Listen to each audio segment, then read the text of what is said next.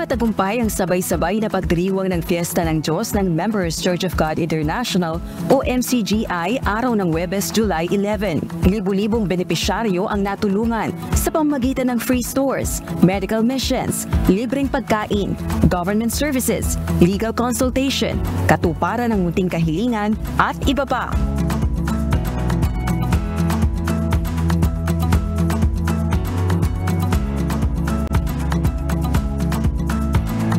Kabilang sa natulungan sa MCGI Fiesta ng Diyos, si Ginang Erlinda Amosco, 56 na taong gulang at taga-Tondo, Manila. 4 na taon na itong balo at may 3 anak. Sa pamamagitan ng pagtutulong-tulong ng mga kapatid sa MCGI, nakabili ng construction materials para makumpuni ang tirahan ni Aling Erlinda at maihanda para sa tag-ulan. Malaki pong tulong po yun kasi po may alaga po ako na PWD po. Marami pong natutulungan po sa awa po ng Panginoon. Salamat po ng marami sa mga kapatid po. Hinangaan naman ng isang non-governmental organization o NGO ang pagtulong na ginagawa ng MCGI para sa solo parents. Ayon sa National Council for Solo Parents, hindi ito ang unang pagkakataon na nag-abot ng ayuda para sa kanilang sektor ang MCGI. Bukod dito, hinahangaan din ito ang pagsagawa ng samahan ng malawakang medical missions at free stores. Ito ay very timely kasi isa sa pinakamalaking problema talaga ng ating mga kababayan yung sa kalusugan, yung sa kanilang mga pangangailangan sa ating mga government agencies. Napakahirap pumila, napakatagal. Dito very accessible. Tapos wala ka pang babayaran, busog ka pa. So, ito ay napakagandang programa na serbisyo. Ito yung tinatawag natin talaga na tunay na public service dahil walang pinipili eh. Lahat nakikinabang at lahat ay yung pangangailangan nila natutugunan. So, ito ay talagang isang testament sa ating paniniwala sa Diyos na ang pagsisilbi sa kapwa ay walang ibinubungang masama.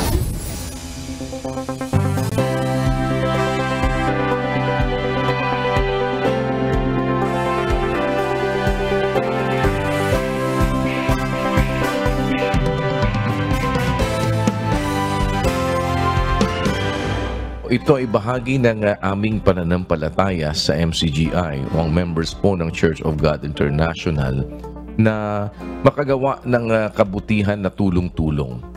Ito ay sinasabi ng banal na kasulatan na nasa sa 1 ng Galacia na samantalang tayo'y may pagkakataon, magsigawa tayo ng mabuti sa lahat, lalong-lalo na sa mga kasangbahay sa pananampalataya.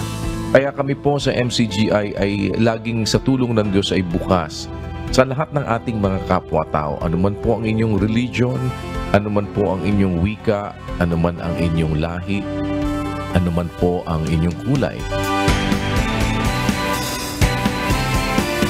Samantala, na-appreciate din ng mga kababayan ang paglalapit ng serbisyo ng mga ahensya ng pamahalaan sa pamamagitan ng MCGI Fiesta ng Diyos. Malaking bagay pong tulong sa mga kapwa natin na makatulong sa mga ganitong gawain na hindi na masyadong maabala sa natutulungan talaga. Pati pagkain, marami, libre. Maganda po dahil nare-resolve kung ano man ang problema na hindi mo naiintindihan para wala po kung ano man pa ang mga problema ninyo, lapit na lang po dito sa mga sangay ng ating mga gobyerno.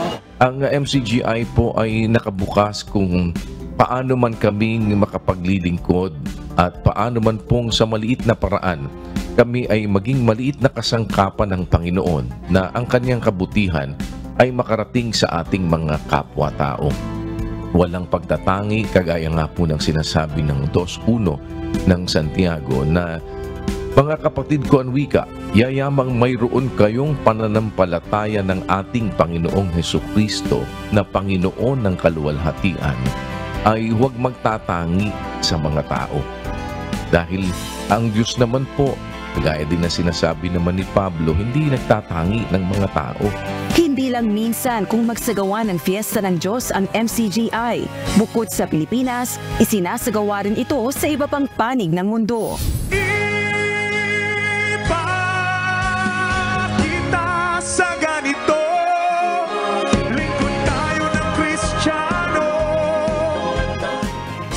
Sa tuwing sumasapit ang Fiesta ng Diyos, maligaya ang Members Church of God International o MCGI dahil sa pagkakataong muling makapagtulong-tulong para sa mga nangangailangan dahil